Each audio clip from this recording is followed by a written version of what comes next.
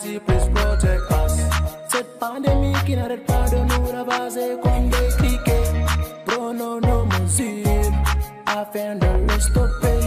Tous ensemble pour vaincre son combat, c'est possible. Mesdames et messieurs, bienvenue sur Gorel TV. Comme vous le savez tous, Gorel TV consacre son temps dans la lutte contre le coronavirus, en quelque sorte qui est en train de gagner du terrain dans le monde entier.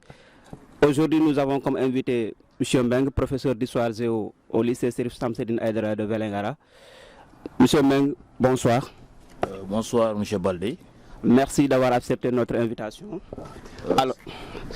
Alors, très rapidement, professeur. Aujourd'hui, tout récemment, le chiffre est élevé en quelque sorte. Nous passons désormais à 49 cas testés positifs de coronavirus au Sénégal. Alors, quelle lecture faites-vous sur là-dessus? Je crois que le coronavirus a un impact catastrophique à l'échelle mondiale. Bon, aujourd'hui, au Sénégal, nous pouvons nous féliciter de voir que le quota de personnes contaminées n'est pas très élevé par rapport à des pays comme la Chine, d'où la maladie vient, mais également comme l'Italie, qui aujourd'hui dépasse même la Chine en termes de mortalité, la France, la Corée du Sud, l'Iran, l'Égypte, etc. Même en Afrique, nous sommes loin d'être parmi les pays les plus touchés par cette maladie.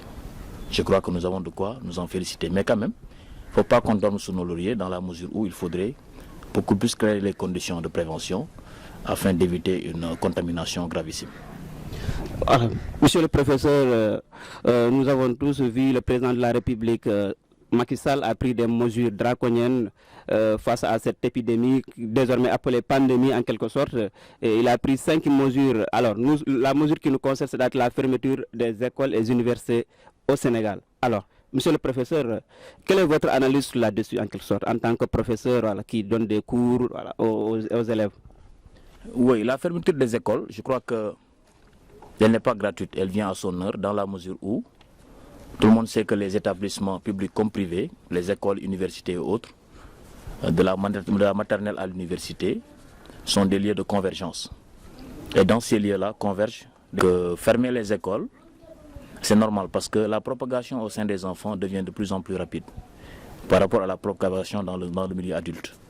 Aujourd'hui, tout le monde sait qu'à l'école primaire, les élèves se partagent tout, leur goûter et tout, la manière dont les élèves jouent à travers un cercle dans les écoles, c'est tellement serré, restreint et autres, l'ambiguïté, la promiscuité au sein des classes. Je crois que le gouvernement a pris de bonnes mesures, même si ces mesures-là sont tardives, je le signale, mais quand même c'est de bonnes mesures quand même. Voilà, des mesures tardives comme vous le dites, professeur. Mais est-ce que cette mesure-là ne va pas bousculer certainement le quantum, c'est-à-dire le calendrier scolaire en quelque sorte? Forcément, parce qu'aujourd'hui, au-delà même du fait qu'on ait fermé les écoles et universités, on voit que même les mosquées sont fermées. En tout cas, les prières de vendredi sont interdites. Donc, fondamentalement, on peut s'attendre au pire, dans la mesure où, à mon avis, on ne peut pas fermer les mosquées beaucoup plus longtemps que la fermeture des écoles. Cela ressemblerait à quoi? Ce serait comme si le gouvernement accorde beaucoup plus de priorité à l'école, en tout cas aux enseignements, qu'au culte. Donc je crois qu'on doit s'attendre au pire. Peut-être même qu'après le 6, on pourrait même prolonger également la fermeture de ces écoles-là. D'accord, voilà, bon, fermeture des écoles, on voit, voilà. Mais est-ce qu'aujourd'hui, bon, parce que lorsque le président a fait cette annonce-là, on a vu des élèves jubilés, des étudiants jubilés en quelque sorte. Mais en réalité, est-ce que tel devrait être le cas, monsieur le professeur? Non, le fait de jubiler face à la fermeture des établissements, c'est un acte d'irresponsable. Parce qu'aujourd'hui, les élèves, les étudiants sont l'avenir de demain, sont l'avenir du pays. Il n'est pas concevable que ces derniers puissent jubiler à la suite de la fermeture des établissements. Cela montre encore une fois qu'ils sont immatures et qu'ils sont irresponsables. Est-ce que dans cette phase-là, monsieur le professeur, les parents d'élèves ne devront-ils pas jouer un rôle capital dans leur maison, c'est-à-dire d'assister les élèves-là en quelque sorte, surtout les élèves qui sont dans les classes d'examen? Oui, les parents d'élèves, oui, ils doivent leur permettre d'être très outillés en termes de documentation. Ils doivent leur permettre de réviser leurs cours. Ils doivent leur permettre également de suivre certaines émissions à la télévision, par exemple TFM, qui a décidé de jouer un rôle déterminant dans la téléenseignement. Donc ils doivent surtout également les aider dans le sens où ils ne doivent pas s'endormir. Ils doivent se dire que oui, quel que soit Alpha, même si l'heure est grave en ce moment-là, on pourrait trouver rapidement une solution par rapport à cette maladie-là et que les écoles pourraient ouvrir d'un instant à l'autre. Donc un élève qui, dans sa maison, n'étudie pas, ne révise pas et tout, risque de désapprendre, comme un étudiant également. Donc c'est là où se trouve le danger. Donc les parents ont un rôle déterminant à jouer dans la mesure où ils doivent leur conscientiser sur le fait qu'ils ne doivent pas rester tranquilles, ils doivent toujours continuer à réviser, faire comme si de rien n'était. Très bien. Tantôt, vous avez parlé de la télévision, des cours qui se passent à la télévision. Mais est-ce que dans les villages, est-ce que les enfants qui sont dans les villages, est-ce qu'ils auront cette sens-là de suivre la télé parce que connaissant la réalité qui se trouve dans les villages? Non, ils n'auront pas cette chance-là. Le milieu déterminant l'homme. Je crois que dans nos milieux, par exemple, en Casamance, au Fouladou en particulier, il serait beaucoup plus important d'insister sur les enseignements à travers les radios, à travers les télévisions locales comme Gorel TV, que je remercie au passage et j'encourage. Et je demande également aux autorités locales de vous appuyer en termes de moyens et tout. Vous le méritez, vous faites un travail colossal pour le département, pour la région de Kolda. Très bien. Déjà, voilà, si vous le dites, déjà, on va sentir déjà une inégalité en quelque sorte. Est-ce que ça ne va pas créer un impact sur les résultats scolaires? Fondamentalement, ça va créer un impact. Aujourd'hui, on ne peut pas faire la comparaison entre les pays du Nord. Si nous prenons par exemple l'exemple de la France, et il y a des enseignements à distance qui se font. Il y a la téléenseignement qui se fait. Oui. Donc ils ont beaucoup plus de matériel technologique que nous. Donc ce qu'eux, ils peuvent réussir en termes d'enseignement à distance, nous ne pourrons pas le réussir. Oui. Combien d'élèves n'ont pas de portable qui se connectent? Combien d'élèves ont des problèmes même pour payer leurs études? Combien de parents d'élèves ont des difficultés pour subvenir aux besoins de scolarité de leurs enfants? Oui. Donc tout ça, c'est des problèmes. La pauvreté aidant, je crois que nous ne sommes pas dans les conditions de pouvoir satisfaire ce besoin-là en enseignement à distance. D'accord. Très bien. Mais on a vu aussi les enseignants, voilà, une fois la fermeture des écoles, revenir voilà, dans leurs localités respectives. Mais aujourd'hui, est-ce que le rôle de l'enseignant ne devrait pas être au-delà de transmettre du savoir, c'est-à-dire d'assister la population? Parce que aussi toujours, voilà, je m'appesantis toujours dans les villages. Parce qu'aujourd'hui, les enseignants devraient rester dans les villages, soutenir les populations en matière de sensibilisation. Parce qu'aujourd'hui, les enseignants sont considérés comme tout, en quelque sorte, dans les villages. Comment vous analysez cette situation-là? Oui, les enseignants ont l'habitude, quand on leur donne des fêtes, ils retournent chez eux. Ça, c'est naturel. Même vous, les étudiants, quand vous avez eu cette possibilité de revenir, vous êtes revenus. Donc moi, je ne peux pas les blâmer. Mais quand même, il y a des enseignants qui ont un degré de responsabilité tel qu'ils sont toujours dans le milieu où ils sont affectés. Parce que dans ce genre de situation-là, les enseignants devaient pouvoir accompagner les élèves, les aider. C'est-à-dire même si on prend 2 à 3 thèmes dans 3 semaines ou bien dans le mois, on prend par exemple un thème en histoire et géographie, un thème en français, un thème en philosophie, que l'on développe à travers des médias, les radios ou les télévisions locales. Je crois que ça pourrait aider surtout les élèves qui font la terminale, qui préparent le bac, à se préparer davantage et à ne pas vraiment rester comme ça, comme si voilà, l'école était définitivement fermée ou bien l'année était blanche. Merci. Je vous rappelle que vous suivez votre émission sur Gorel TV qui consacre son temps dans la lutte contre le coronavirus, désormais appelé pandémie, aujourd'hui qui est en train de vraiment causer beaucoup de dégâts dans le monde entier. Alors nous sommes ici au lycée Serif Samserine Aïdara avec le professeur Moussa Meng. Professeur, toujours dans le même sillage aujourd'hui. On voit que beaucoup d'élèves vont céder à la tentation, c'est-à-dire vont ranger les cahiers dans les tiroirs sans réviser. Ça aussi, je pense que c'est une problématique qui devrait être soulignée en quelque sorte. Est-ce qu'on ne devrait pas faire aussi une sensibilisation par rapport à cela? Oui, naturellement, les élèves ont la paresse de réviser pendant les fêtes. Ça, même nous qui avons été élèves, nous le savons.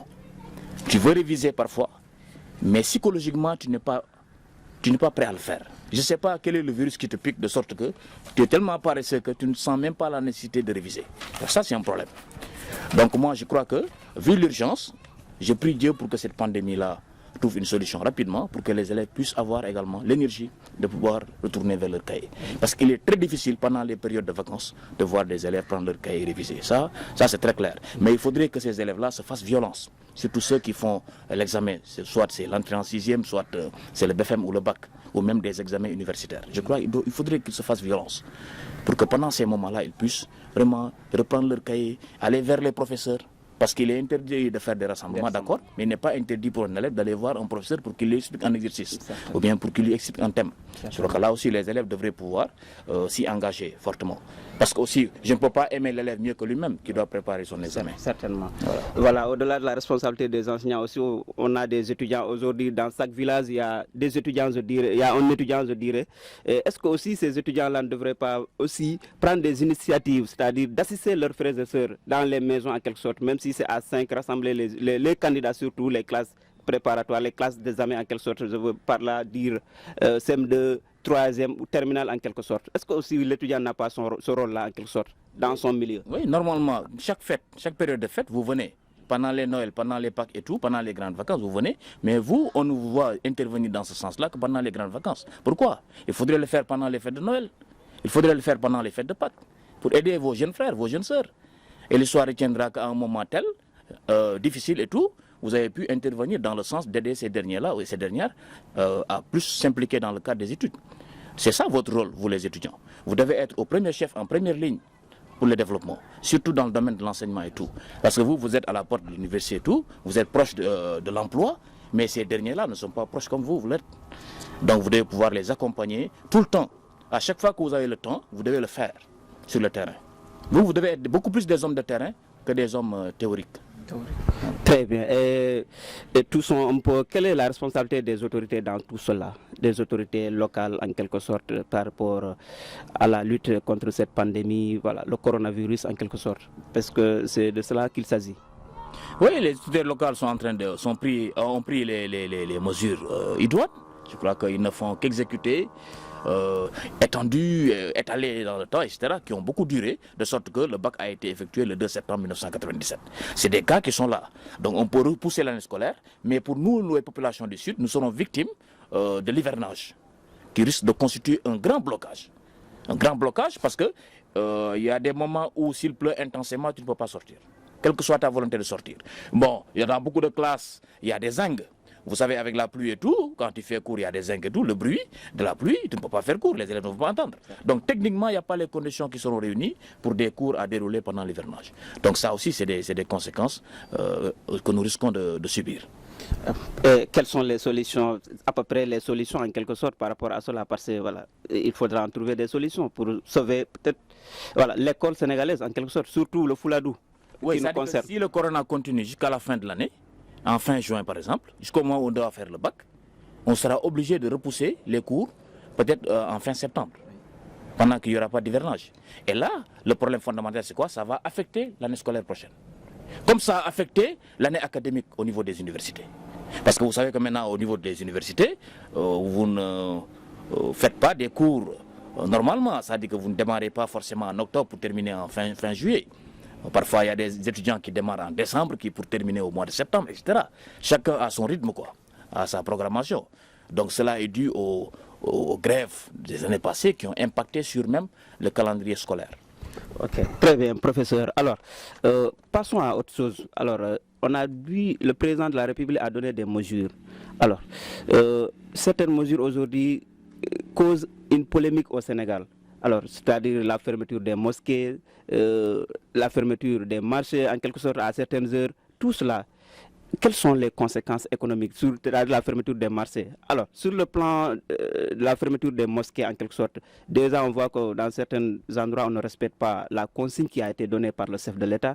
Est-ce que tout ça, est-ce que ce n'est pas un manque de civilisation, en quelque sorte, ou bien comment je pourrais appeler ça, en quelque sorte? Oui, c'est-à-dire, vous savez, il y a des foyers religieux au Sénégal.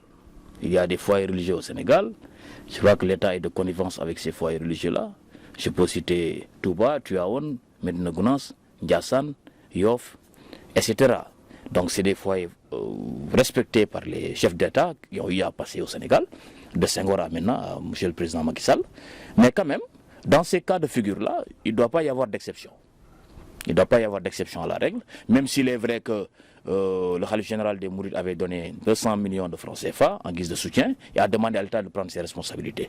Mais quand même, pour la fermeture des mosquées, je crois que moi, personnellement, à mon avis, nous n'en sommes pas à cette situation-là, de pouvoir fermer les mosquées.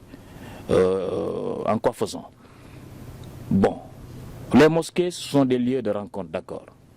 Mais si on ferme les mosquées pendant les prières de vendredi, on ne pourra pas communier dans le cadre de prière et demander Dieu de pouvoir nous épargner de cette pandémie-là, qui est extrêmement mortel. Bon, comme il y a 36 cas, voire 40 cas au Sénégal, ce n'est pas extraordinaire comme en Iran, où il y a plus de 1000 morts, comme en Italie, où il y a plus de 3400 morts. Donc nous ne sommes pas à ce niveau-là, à mon avis. On devait pouvoir voir les milieux où ça a beaucoup plus d'impact, dire que oui, on ferme les mosquées pour une durée de temps. Pourquoi pour les mosquées, on n'a pas défini la durée? Et pour les salles de classe, on a défini la durée, on a dit 3 semaines. Donc imaginez-vous qu'on ferme les mosquées assez longtemps, beaucoup plus longtemps que la fermeture des écoles. Qu'est-ce que ça va signifier? Que oui, on considère beaucoup plus l'école que la mosquée. Ça risque d'amener des polémiques davantage. Mais quand même, l'État force doit rester à la loi pour que cette mesure-là soit appliquée partout sur le territoire national.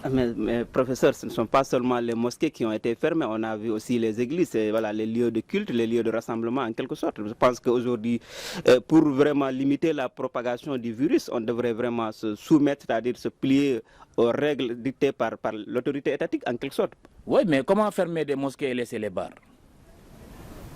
Les bars. Les birés. Ah, mais les bars en font partie. Les birés, non, attendez. C'est-à-dire qu'il n'y a pas un décret officiel qui dit qu'on ferme les bars. Il y a beaucoup de bars qui fonctionnent. Il y a les birés, des lieux de rassemblement, où il y a vraiment l'insalubrité qui est de mise. Les gens se passent des trucs là et tout, des pots de vin. Le lieu de contamination est là. C'est des milieux de contamination. Ce n'est pas logique de fermer des lieux de culte et de laisser des bars fonctionner. Il faudrait tout fermer. Tous les hôtels devraient être fermés. C'est vrai que ça a commencé à Ziguinchor. Voilà. Tous les lieux de rassemblement, tous les milieux qui doivent attirer les gens, pour les regrouper, doivent être fermés. Donc maintenant, si on ferme tout, personne ne dira que oui, moi on m'a stigmatisé ou bien on m'a multiplié par 0.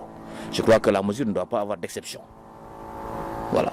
D'accord. Autre chose aussi, bon, on parle de confinement, mais on voit que les gens ne respectent pas cette consigne aussi.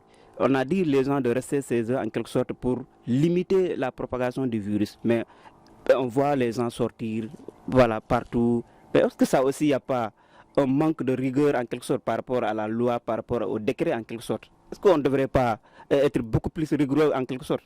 Est-ce que le confinement est de mise au Sénégal? Parce que nous ne sommes pas au niveau 3 de la maladie, de propagation. Bon, si nous prenons l'exemple de la France, ils ont parlé de confinement, les Français eux-mêmes ne respectent pas le confinement. Parce qu'il est difficile pour une personne de la maintenir de 8h à minuit dans un endroit, dans un cercle fermé et tout, pour l'empêcher de sortir. C'est difficile, naturellement. L'homme est libre, naturellement. Et les Européens, c'est eux qui ont incarné la liberté. La liberté d'expression, la liberté de sortir, de circuler, etc. Et aujourd'hui, ils sont obligés de se terrer dans leur maison. Ça, c'est extrêmement difficile pour confiner les gens. Mais quand même, il faut reconnaître que le confinement est une solution. Parce que la Chine en a réussi. La Chine a réussi, là où les autres sont en train d'échouer. Les Chinois ont confiné tout le monde. Mais là aussi, c'est parce qu'il y a la dictature communiste qui est là. Parfois, la dictature règle des problèmes. Parce que si les communistes étaient libertins comme les Américains et autres, il y aurait des gens qui vont déroger à la règle et tout. Mais en Chine, on dit oui, faites ceci, confinez-vous, entrez dans vos maisons. Ils le font, de facto. Si tu ne le fais pas, on te réprime. Donc parfois, il y a des États où la dictature peut jouer son rôle. D'accord. Géographiquement, Vélingara est une ville frontalière, je dirais un département frontalier de 3 pays, à savoir la Gambie, les 2 Guinées en quelque sorte. Est-ce qu'aujourd'hui, l'autorité a pris les mesures qu'il faut en quelque sorte au niveau des frontières, pour un contrôle strict au niveau des frontières? Un contrôle strict au niveau des frontières à Vélingara est impossible, parce qu'il y a la porosité des frontières. Bon, aujourd'hui, on peut passer de partout. On peut fermer Badjara ici, mais les gens passent par la forêt. Vélingara est accessible à tous les 3 pays, les 2 Guinées et la Gambie. Nous sommes fortement menacés, avec la convergence qui se faisait au niveau du marché de Diaobé aussi, qui a été annulée, reportée et tout. Bon, mais de toute façon, il est très difficile pour nous de s'en sortir, mais quand même, je crois qu'avec les contrôles au niveau des frontières, même s'il y a la porosité de ces dernières-là, je crois que Dieu peut nous en épargner un peu. Ok. Est-ce que la sensibilisation passe aussi? C'est-à-dire, parce que ces temps-ci, on entendait des rumeurs partout dans les réseaux sociaux, aussi les audios, WhatsApp, on entend partout cela aussi. Est-ce que ce poids-là, est-ce qu'on ne devrait pas aussi renforcer les radios, les télés par rapport à cela, pour qu'ils prennent le dessus de l'information, de la sensibilisation par rapport à ce qu'on voit dans les réseaux sociaux aussi? Oui, les réseaux sociaux sont des milieux d'accompagnement, mais les relais, mais il y a beaucoup d'intox là-bas. Les relais les plus utiles, les plus fiables, c'est les radios, les télévisions et autres. Mais les réseaux sociaux, il y a beaucoup de fake news et tout. Donc ça, c'est des problèmes. Il faudrait officialiser l'information à travers les radios et les télévisions, pour que les gens également s'accentuent beaucoup plus vers les informations issues des radios et des télévisions que vers les informations issues des réseaux sociaux. Mais comme les réseaux sociaux ont tellement d'impact, d'influence dans le monde que la plupart des gens même se concentrent beaucoup plus sur les réseaux sociaux qu'ils ne se concentrent sur les télévisions et radios. Ça aussi, c'est un impact mondial, c'est lié à la mondialisation. D'accord, professeur, le temps qui nous a été imparti est quasiment fini. Je rappelle qu'on était avec le professeur M. Meng, professeur d'histoire géo ici au lycée Serif Samsedine Aïdara de Vélingara. C'était dans le cadre de la lutte contre le coronavirus, désormais appelé pandémie mondiale aujourd'hui, parce que vu les conséquences que ce virus est en train de causer dans le monde entier, nous aussi ici Vélingara, on a jugé nécessaire d'interpeller les citoyens de Vélingara pour parler de la question actuelle en quelque sorte. Professeur, un dernier mot en quelque sorte. Quel est le message que vous allez lancer à l'endroit de la population vélingaroise par rapport à la lutte contre ce virus? Oui, c'est de respecter les mesures gouvernementales. Parce qu'un citoyen doit se conformer aux lois et règlements établis dans son pays. Mais comme je voudrais seulement préciser que ce coronavirus-là est variable. C'est-à-dire que le virus qui se trouve en Chine, le virus qui se trouve en Europe et celui qui se trouve en Afrique, ces virus-là ne sont pas les mêmes. Ce n'est pas le même type. C'est la raison pour laquelle d'ailleurs au Sénégal on en a soigné 2 cas. Si c'était le même type, donc cela signifierait que les Chinois malades devraient pouvoir venir au Sénégal pour que les médecins sénégalais le soignent. Cela signifierait que, ou bien, on va déplacer les médecins sénégalais qui ont soigné ces malades-là vers la Chine pour qu'ils soignent les malades-là. Il faut que les gens comprennent qu'également, c'est un virus qui se métamorphose. C'est un virus caméléon, cacatar, donc qui change de forme. C'est pourquoi il est difficile même de trouver un remède à ce virus-là. Mais aussi, c'est une question de grippe sévère. C'est une grippe sévère. Nous sommes habitués à être frappés par la grippe. C'est pourquoi ça nous fait moins mal que ça fait aux Blancs, que ça fait aux jaunes, que ça fait aux Arabes. Combien d'Africains noirs comme nous sont morts de ce coronavirus-là? On les compte du bout du doigt. Donc cela veut dire ce que ça veut dire. Notre corps est assez immunisé pour pouvoir résister à ces genres de virus. C'est pourquoi d'ailleurs on en a soigné 2 à 3 cas au Sénégal. Très bien. Alors nous terminons l'émission avec ces mots rassurants du professeur. Voilà, nous sommes immunisés. Mais cela ne veut pas dire que voilà, nous devons laisser aussi ne pas respecter les mesures qui ont été données par le président de la République, par le gouvernement en quelque sorte. L'émission tire à sa fin. Mesdames et messieurs, je vous remercie. À très prochainement.